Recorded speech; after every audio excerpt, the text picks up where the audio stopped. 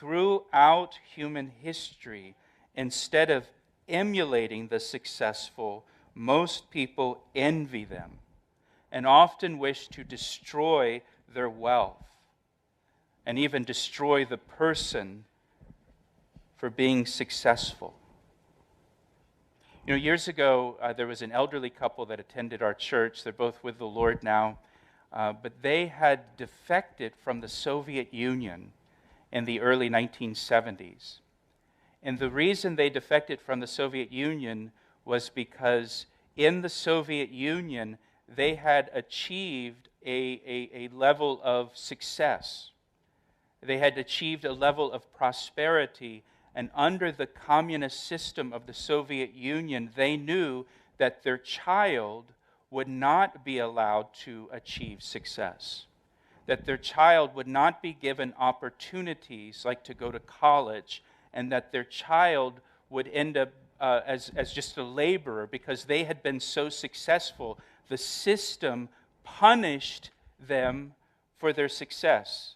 So they knew their child, no matter how intelligent or capable he was just not going to be allowed to try to succeed.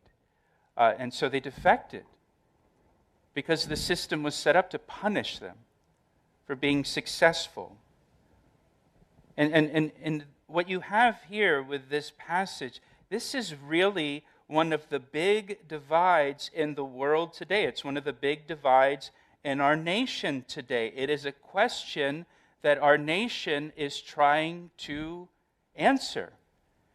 Do we admire and celebrate success, or do we resent success and want to penalize the successful? You know, up until recent times, one of the strengths of our nation was that we admired economic success. That was the American dream, right? You could start out with nothing, and you could, be innovative and creative, and you could succeed, and you could prosper. And that was the American dream, that people wanted to come to our country for the opportunity that was here. But what you've seen in recent years in our country is a growing resentment toward success and wealth. And there are some who want to punish the successful and the wealthy. The root of that is envy. The root of that is envy. You see that right here in this passage.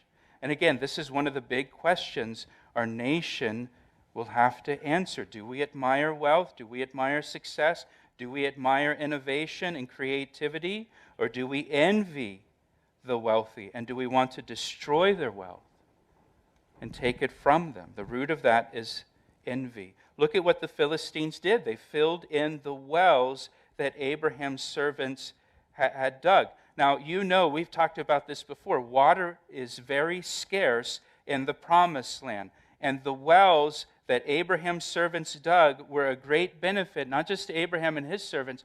Those wells were a benefit to everyone, including the Philistines. And I don't want you to miss what happens here.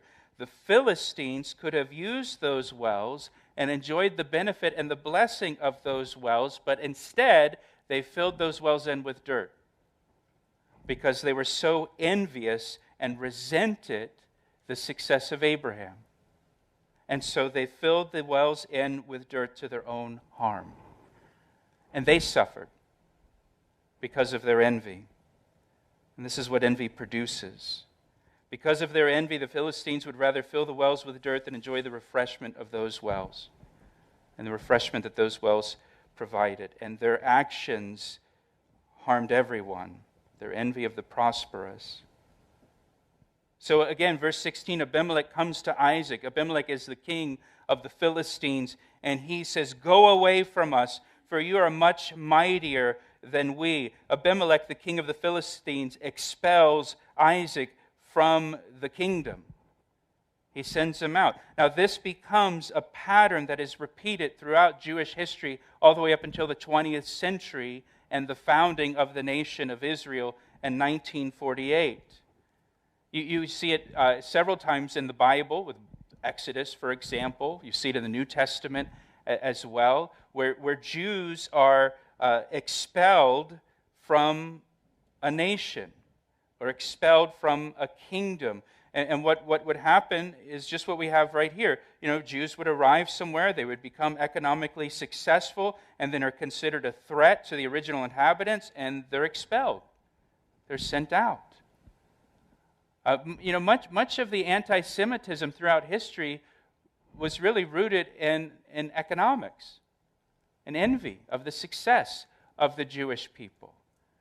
Even today, much of the Arab-Israel conflict is really over economics because of the success and prosperity of the nation of Israel. But you see it all the way back here in the book of Genesis. So look at verse 17. Isaac departed from there, and he pitched his tent in the Valley of Gerar, and he dwelt there. Rather than fighting, he left. This is just like Jesus.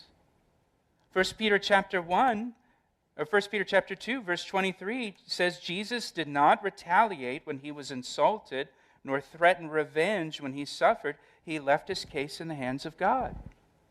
In the Sermon on the Mount, Jesus said, but I say to you, do not resist an evil person. If someone slaps you on the right cheek, offer the other cheek also. If you are sued in court, and your shirt is taken from you, give your coat too. If a soldier demands that you carry his gear for a mile, carry it 2 miles. Isaac departs. He leaves. And he moves. Instead of fighting the Philistines, he goes to the Valley of Gerar, verse 18. He dug again the wells of water which they had dug in the days of Abraham his father, for the Philistines had stopped them up after the death of Abraham. So there were additional wells that Abraham had dug. After Abraham dies, the Philistines filled them in instead of enjoying the refreshment of those wells. Isaac redigs the wells. He called them by the name which his father had called them. And Isaac's servants dug in the valley and found a well of running water there. But the herdsmen of Gerar quarreled with Isaac's herdsmen, saying, this water is ours. And so he called the name of the well Esek, because they quarreled with him. The word Esek means quarreling or contention.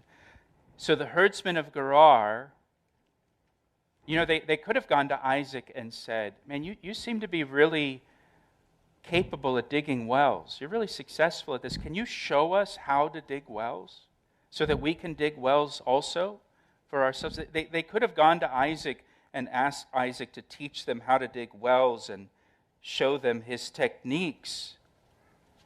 But instead they were envious and they were resentful. They said, this is our water. This isn't your water. They wanted to take what Isaac produced. It's ours. Instead of learning how to do it themselves, they just wanted to take it because of their envy, because of their resentment. Again, you see that playing out in our society today. It goes all the way back to the book of Genesis.